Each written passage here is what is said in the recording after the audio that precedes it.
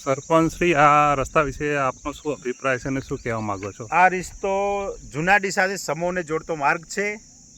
છેલ્લા 12 મહિનાથી આ કામ ચાલે છે. અહીંયા જાબડિયા બસ સ્ટેન્ડ સુધી કામ કર્યું છે.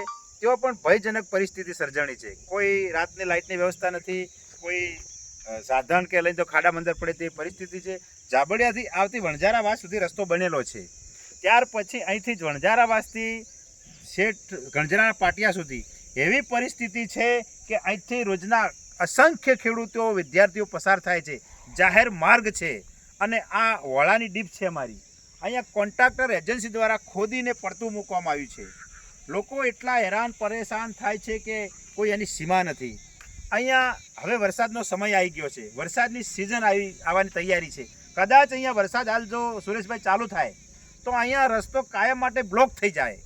આવી પરિસ્થિતિ સર્જાવાની છે. તો એજન્સીને, કોન્ટ્રાક્ટરોને અને સરકાર સુધીને મારી વિનંતી છે કે આ રસ્તાનું કામ યુદ્ધના ધોરણે ચાલુ કરવામાં આવે અને આ ખેડૂતોને, લોકોને પડતી મુશ્કેલીઓનું તાત્કાલિક નિવારણ કરવામાં આવે તેવી મારી જાબડિયા પૂર્વ સરપંચ શ્રીને વિનંતી છે કે અમારા કેટલાય વિદ્યાર્થીઓ, ખેડૂતો અહીંયા નીકળી પણ નથી શકતા. કદાચ જો વરસાદ ચાલુ થઈ જાય તો આ રસ્તો હંમેશા માટે બ્લોક થઈ જાય તેવી પરિસ્થિતિ છે. સુરેશભાઈ, આ તંત્રને મારી વિનંતી છે, જે આગેવાનો છે, જે પદાધિકારીઓ, તેમને પણ મારી વિનંતી છે કે આ રસ્તાનું કામ અધિકારી સુધી વાત પહોંચાડો અને આ રસ્તાનું કામ ઝડપી કામ ચાલુ થાય તેવી મારી વિનંતી છે.